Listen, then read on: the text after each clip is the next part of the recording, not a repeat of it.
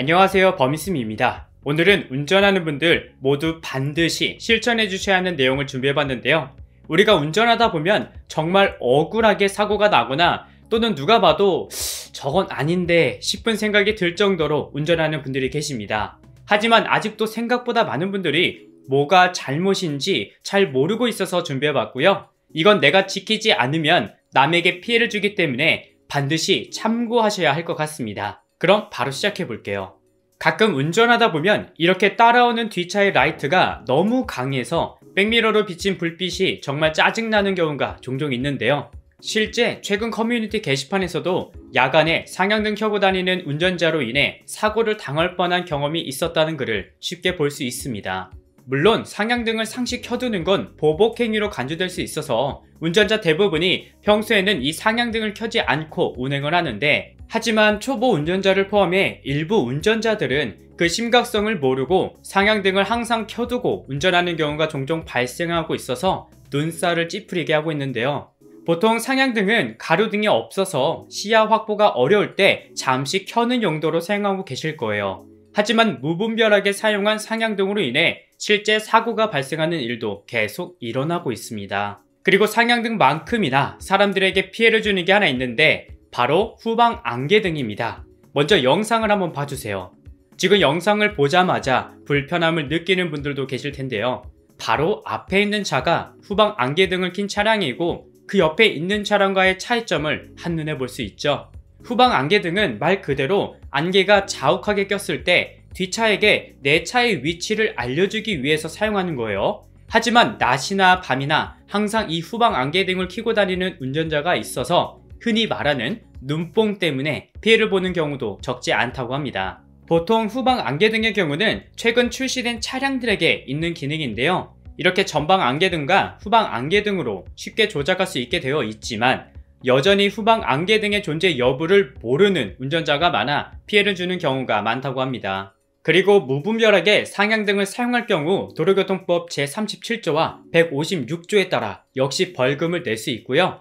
올해 7월부터 도로교통법이 새로 개정돼서 등화점등 조작 불이행 시 처벌을 받을 수 있는 항목이 추가되기 때문에 이제는 몰랐다는 이유로 다른 사람에게 피해를 주는 행동은 하지 말아야 되겠습니다.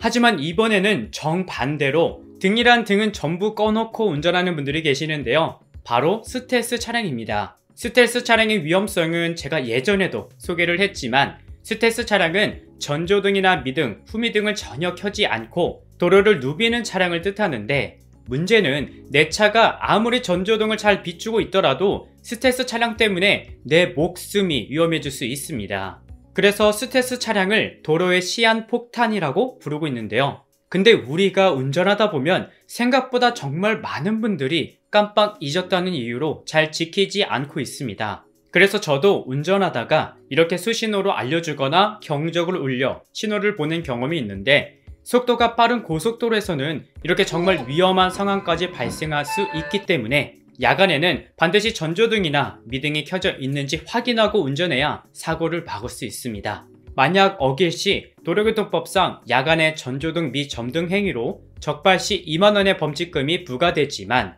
대형 사고까지 이어질 수 있는 위험성이 있는데도 불구하고 벌점 없이 고작 2만원의 처벌이 약하다는 지적도 끊임없이 나오고 있습니다. 외국의 경우는 적게는 30만원에서 많게는 100만원까지 부과하는데 그에 비하면 우리나라의 처벌 수준은 굉장히 낮은 수준이에요.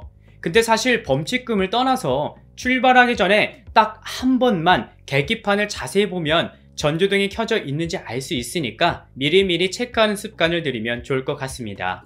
마지막으로 평소 운전 중 흡연하는 분들 조심하셔야 할 것 같습니다. 아마 대부분 흡연하는 운전자 중에서 흡연하고 남은 담배꽁초를 창문 밖에 버리는 분들이 많은데요. 분명 안 되는 건 알지만 특히 야간에 이렇게 슬쩍 버리는 경우가 많을 거예요. 하지만 실제 담배꽁초 무단 투기로 인해 도로 한복판에서 화재가 발생하는 일도 꾸준히 일어나고 있다고 합니다. 근데 이게 생각보다 많은 분들이 블랙박스를 활용해서 신고했다는 이야기가 현재 여러 커뮤니티에서 제보되고 있는데요. 만약 담배꽁초나 각종 생활쓰레기를 버릴 경우 도로교통법 제68조 제4항 위반으로 승용차 기준으로 벌점 10점에 범칙금 5만원이 부과되고, 추가로 지자체에서 시행하는 폐기물관리법 제8조 위반으로도 처벌을 받을 수 있다고 합니다. 무엇보다 담배꽁초를 투척하는 장면을 신고하게 되면 신고자에게 포상금이 지급되는데 지역마다 조금씩 다르지만 범칙금의 50%를 포상금으로 주는 곳도 있다 보니까 최근에는 담배꽁초를 버리는 운전자를 참교육했다는 글도 자주 볼 수 있었습니다. 그리고 만약 여러분들이 신고를 하고 싶다면 먼저 생활불편 신고 앱이나 국민신문고 홈페이지를 통해서 담배꽁초를 버리는 장면과 신고 차량의 번호판이 나온 사진 또는 블랙박스 영상을 첨부하면 신고할 수 있고 며칠 후 처리 결과에 대한 답변이나 포상금에 대한 안내를 한다고 하니까 창문 밖으로 쓰레기를 버리는 행위도 반드시 주의하셔야 할 것 같습니다. 오늘은 이렇게 운전하는 분들이라면 반드시 알고 계셔야 하는 3가지를 준비해봤는데요.